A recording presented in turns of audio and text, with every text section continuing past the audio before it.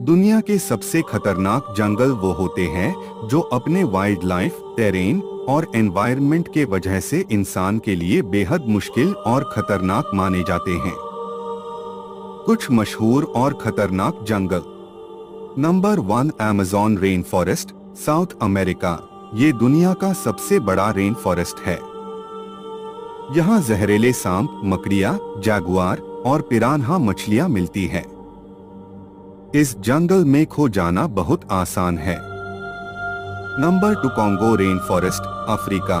Congo rain forest दुनिया का दूसरा सबसे बड़ा रेन फॉरेस्ट है। यहाँ गोरिल्ला, लेपर्ड और जहरीले इंसेक्ट पाए जाते हैं। इसका डेंस वेजिटेशन और एक्सट्रीम वेदर सर्वाइवल के लिए चैलेंज है। क्या आप किसी स्पेसिफिक जंगल के बारे में डिटेल में जानना चाहेंगे?